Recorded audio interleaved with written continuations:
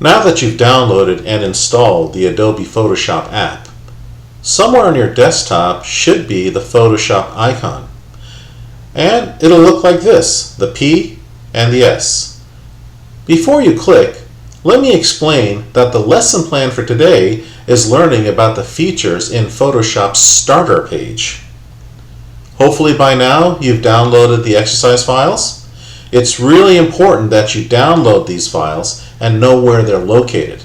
I had suggested that you download them and keep them in an easy accessible folder, like the Downloads folder, or the Documents folder if you're using a Mac, the My Documents folder for Windows users.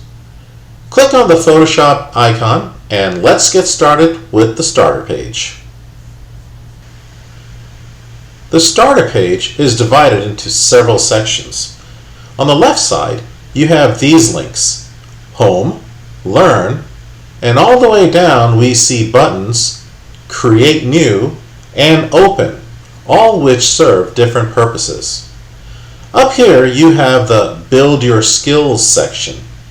These are nice little tutorials that Adobe provides to give hints and strategy. And if you don't want to see this section, you can click on Hide Suggestions. Click Show Suggestions and the section reappears. And that leaves us with the Recent section. And these are thumbnail shortcuts to the recent files I've worked on. You can click on a thumbnail and Photoshop will open that file. I click and it opens. There it is. Let me exit out and return to the startup screen. Using these thumbnails can be a preferred method of opening files rather than having to search for that somewhere in your computer. You have several options for viewing these thumbnails. You can select the List viewpoint, which lines up the files like this, or the Thumbnails viewpoint. I like to view them as thumbnails because the thumbnails are larger and I can clearly see the graphics. You also have the ability to sort the thumbnails using this drop-down menu. In addition to recent, you can sort them by name, size, or kind. But I'm going to leave it as recent, which is the default choice. The recentmost file that was open always appear first, starting on the left side. Now these thumbnails are only good if you did not delete these files or move them from the original place that you saved them.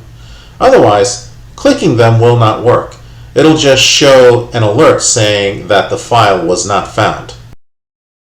Finally, there is the What's New section, which displays information about new features of Photoshop as compared to previous versions, which is a pretty useful feature as many people are not aware of new features. Now let's focus on the left side, starting with the Home button. Clicking on the Home link returns the user to the home screen, which is the very screen you're looking at. I'll go ahead and click around here and then click Home and we're back to the beginning. The Learner link is an extension of the Build Your Skills section. It takes you to a page where Photoshop offers additional tutorials. Now, I don't mean that these Adobe tutorials will replace my tutorial.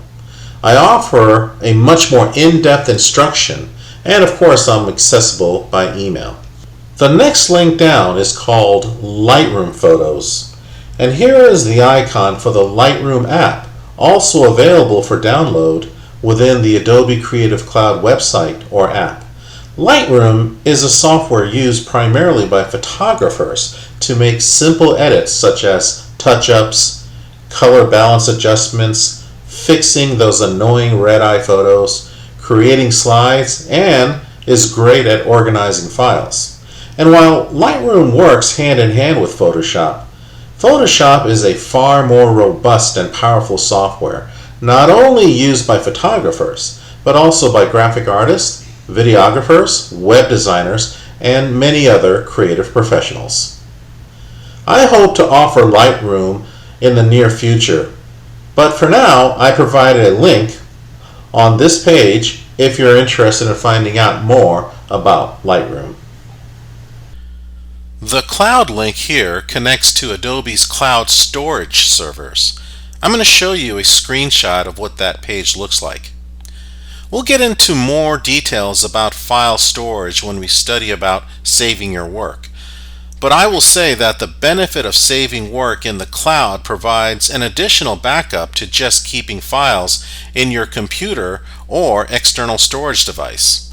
While you don't have to use Adobe's cloud services, I recommend some form of cloud storage like Dropbox, iCloud, and Google. Since membership with Adobe allows to have 100 gigabytes of storage space on the cloud, why not use it? Now, moving on to the buttons. The Create New button leads to a section that's an entire lecture on itself, which we'll discuss in the next video. So let's go ahead and click on the Open button, which will launch your file management software. Mac users will launch Finder, while Windows users will launch Explorer. Locate the exercise files and folder 2.3 and click on any one of these graphic icons and it will open up in Photoshop. Easy peasy. Let's close this image document by clicking on the X right here, and now we're back on the starter screen. Notice that image you just opened appears in the Recent section. We've reached the end of this video. Please click on the next video where we'll discuss the important Create New section.